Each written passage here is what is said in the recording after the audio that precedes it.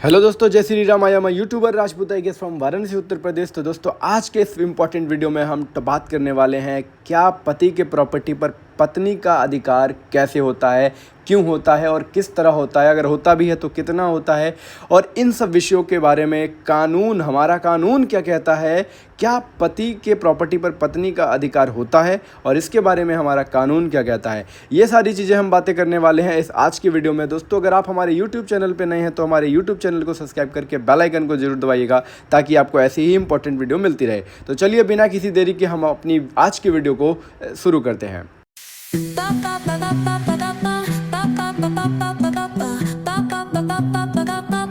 तो दोस्तों, हम बात कर रहे हैं पति की प्रॉपर्टी पे पत्नी का अधिकार कैसे होता है और उसी के लिए सुप्रीम कोर्ट का बड़ा फैसला आया है।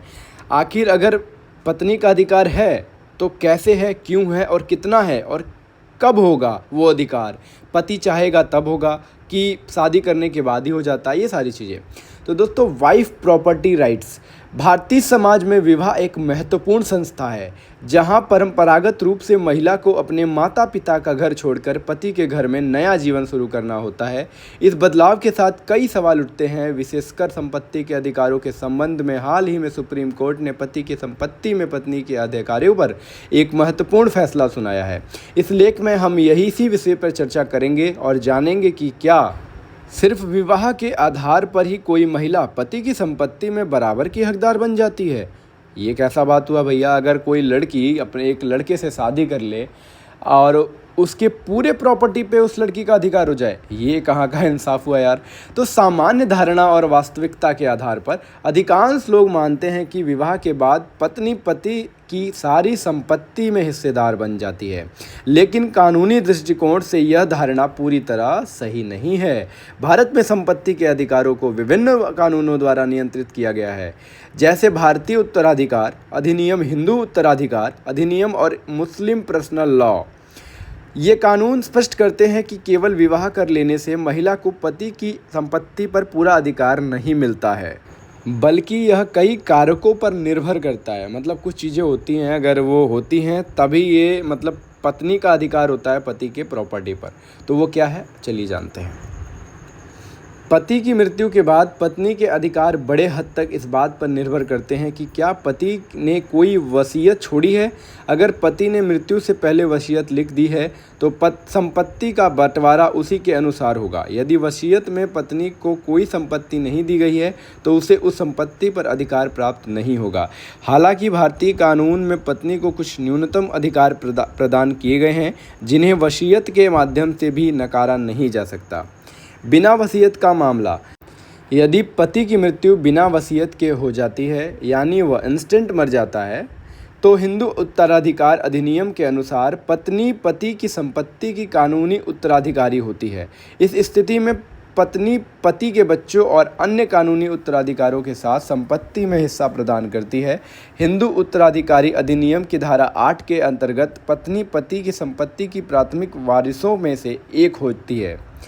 पारिवारिक या पैतृक संपत्ति में अधिकार।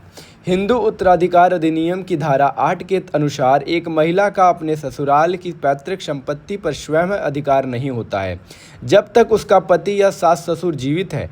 पैतृक संपत्ति वह होती है जो पति के पूर्वजों से विरासत में मिली होती है।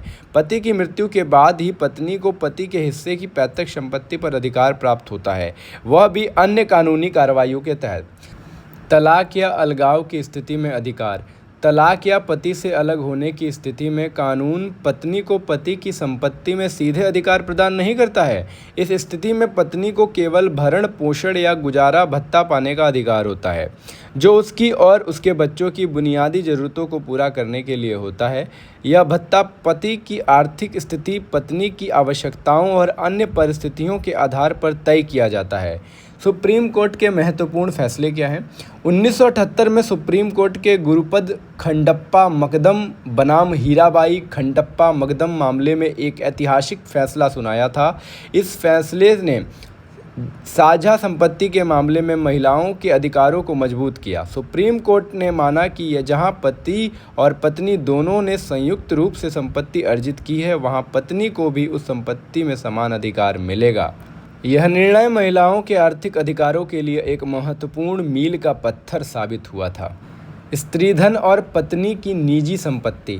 भारतीय समाज में स्त्रीधन का विशेष महत्व है। स्त्रीधन वह संपत्ति होती है जो महिला को विवाह के समय उपहार के रूप में मिलती है या फिर जो उसके स्वयं अर्जित की होती है।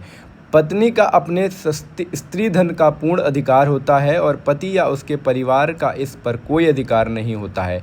कानून इस संपत्ति की सुरक्षा करता है और पत्नी इसका उपयोग अपनी इच्छानुसार कर सकती है। संपत्ति अधिकारों में सामाजिक बदलाव। समय के साथ भारतीय समाज में महिलाओं के संपत्ति अधिकारों के संबंध में सकारात्मक बदलाव आए हैं। अदालतों के फैसलों और कानूनी संशोधनों में महिलाओं के आर्थिक अधिकारों को मजबूत किया गया है। आज अधिक से अधिक परिवार अपनी बेटियों और पत्नियों को संपत्ति में बराबर का हिस्सा देने लगे हैं। यह सामाजिक बदलाव लैंगिक समानता की दिशा में एक महत्वपूर्ण कदम है।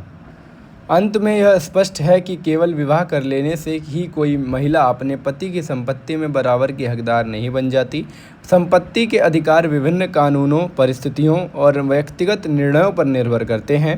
हालांकि भारतीय कानून ने महिलाओं को कुछ निश्चित अधिकार अवश्य प्रदान किए हैं जो उनकी आर्थिक सुरक्षा सुनिश्चित करते हैं। यह महत्वपूर्ण है कि हम इन कानूनी प्रावधानों को समझें और महिलाओं के आर्थिक शक्तिकरण को बढ़ावा दें।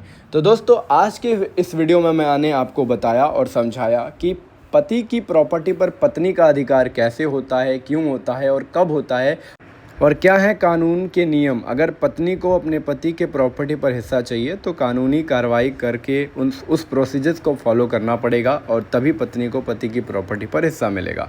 तो दोस्तों, वीडियो पसंद आई होगी तो वीडियो को लाइक करके हमारे YouTube चैनल को सब्सक्राइब करके बेल आइकन को जरूर दबाइएगा ताकि आपको ऐसी ही इंपॉर्टेंट वीडियो मिलती रहे। तो दोस्तों, फिर मिलेंगे नेक्स्ट वीडियो में किसी और इंपॉर्टेंट वीडियो के साथ। तब तक के लिए जय हिंद, जय भारत।